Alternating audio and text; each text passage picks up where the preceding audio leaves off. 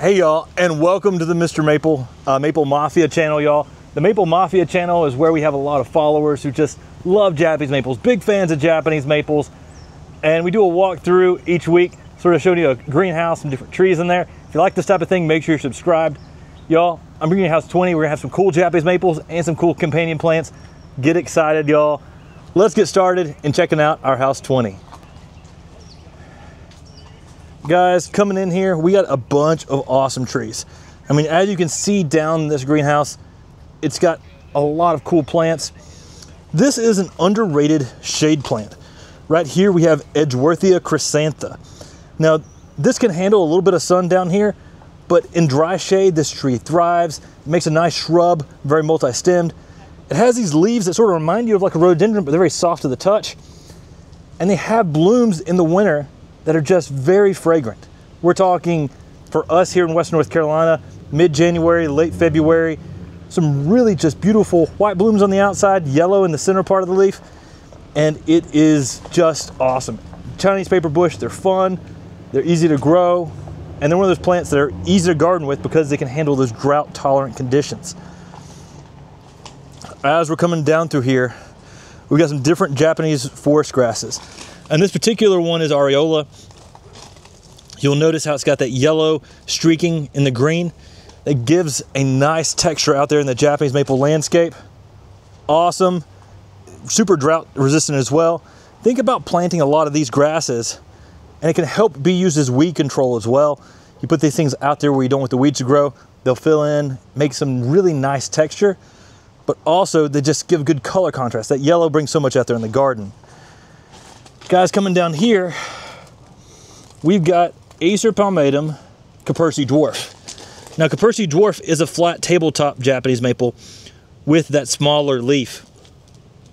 When you look at that, the leaf's going to remind you of something like a kiyohime, but this thing stays short and goes wide. So it gives you a unique shape out there. I mean, it's really flat. We're talking 1.5 feet in height, maybe 5 to 6 foot in width in 10 years.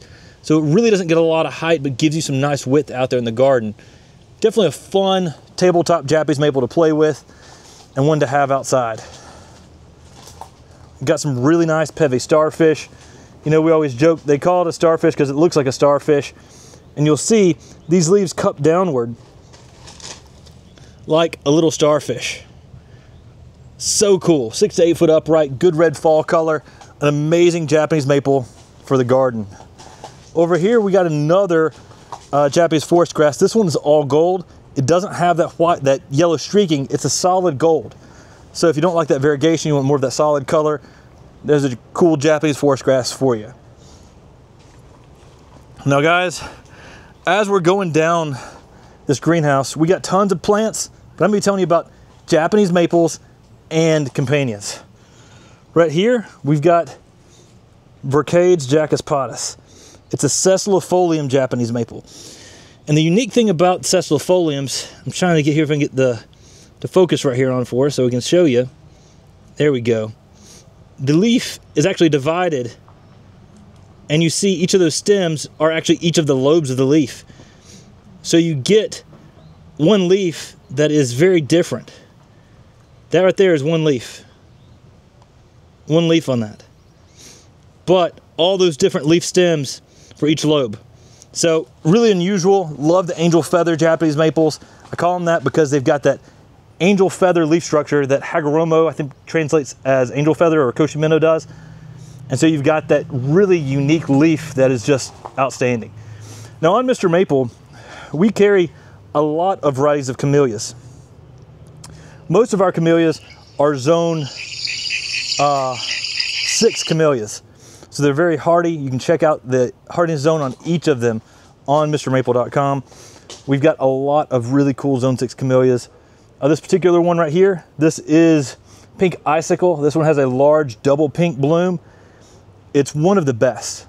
These are some good size 2 gallons of pink icicle. It's super cold tolerant, and it has one of the biggest blooms, and it's a beautiful double pink. I mean, exceptional camellia. We love plants that are different, plants that are unique. Over here, you're probably gonna say, what in the world's that?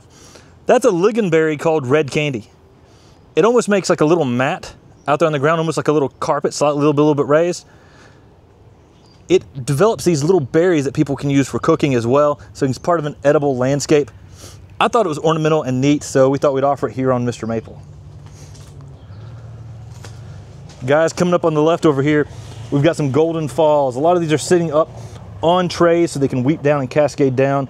Golden Falls is a weeping yellow selection by Talonbach cultivar, Ryusen style Japanese maple that is just beautiful weeping, gives you that good yellow color. It will basically grow as high as you stake it. So it's a fun tree to have out there in the garden. Over here, we've got a Hydrangea aspera, and this is one called Burgundy Bliss.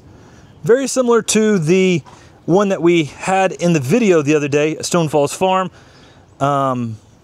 I think called Purple Plum or Purple Passion or Plum Passion, something like that.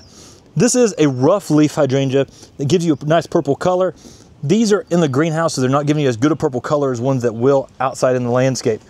But that's a cool foliage interest Japanese maple, or cool foliage interest, a rough leaf hydrangea. I mean, I love the hydrangeas that give you blooms, but also give you something a little bit extra. Here we've got Corylopsis spicata ogon. And this is a Chinese winter hazel that gives you that circular leaf, but a bright golden color. It has a more of a flat top appearance as a shrub, but it blooms during the winter months. So great companion plant with many of the Japanese maples. Loves that partially shaded condition.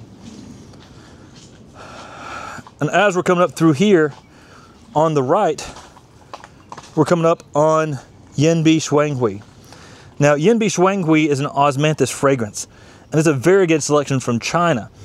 I remember when Ted Stevens originally got this tree in, and I mean, I was just enthralled with it. You could actually graft Tucanathus retussus, which is a Chinese fringe tree, a deciduous tree that you can actually graft a evergreen. It's insane. So these are actually done by rooted cuttings that we have here.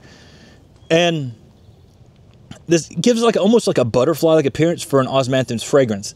If you're not part of the South where osmanthus fragrance are kind of a mainstay, this is an evergreen shrub tree out in the landscape that blooms. And it blooms, we often joke, in every month that has an R in it. And when it blooms, it's very fragrant with white blooms, but the smell can be smelled for quite a distance. It's one of those trees in the South that is known for just beautiful fragrance. And here you get the beautiful fragrance, but you also get this foliage interest with this nice white margin variegation. Again, to remind you something like butterfly, but on a fragrant tea olive. And as we're coming down through here, this is actually coming up here on a reticulated Japanese maple. This is Acer palmatum white peaches. It's a little late in this summer for it, but you can still see some of this reticulated leaves right now.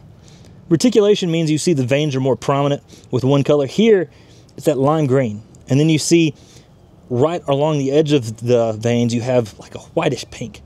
And that's where this selection gets the name of white peaches. 4 to 6 foot in height, 4 to 6 foot in width. Morning sun, afternoon shade is going to really give you the best reticulation long into the season. But look how these leaves just sort of twist and curve. Look at this big leaf right here. I mean, I've got large hands, and you just have this twisting and curling to the leaf, but that reticulation, that's so cool. And in the spring, it's a little more dynamic. We're here in June in Western North Carolina in cold frames that can actually get up to about 120 degrees during the day. So mid-June, you know, it's not gonna look as good as it did in the early spring. Guys, can you spot the Gable's Glory from here? Man, that thing's looking sharp.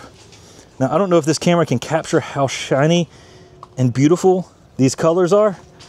I'm gonna try to move so you can actually see if the light will reflect off of it. I mean, that is an intense shade that just is peaked right now.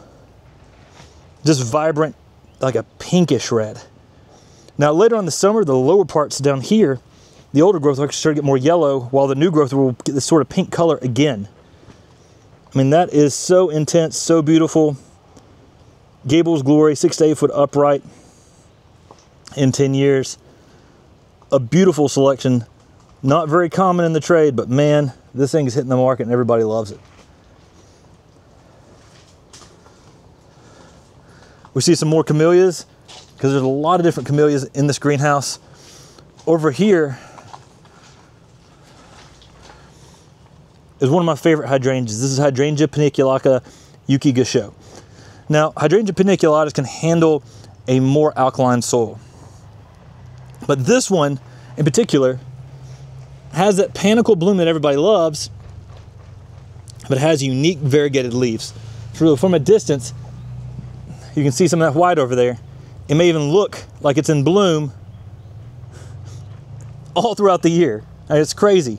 And over here, we're actually starting to get some of those blooms starting to come out a little bit on Yuki gusho, and you'll see one little bloom over there as well.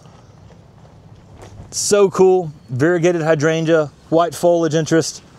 I love foliage interest hydrangea. They're fun, they're different, and they keep things interesting in the garden. Now over here, we have a Cornus, and this is Cornus Alba buds yellow. That is one of those Cornus that are a winter interest. They have a unique bloom that's a sort of a cluster. You can see a little bit of them right here, how they have cluster blooms. And some of those will turn to berries. And the birds really like those berries, but the cluster blooms can get really large on these, especially out in the landscape. But the unique thing about this particular Cornus Alba is you get yellow stemming. So you give a yellow stemming. They're often great soil erosion control, where you put them out and just let them spread out across the landscape. It's a fun, different winter interest tree to put out there in the garden. If you're looking for erosion control, buds yellow, which this selection is a great shrub-like tree to give you winter interest and that soil erosion control as well.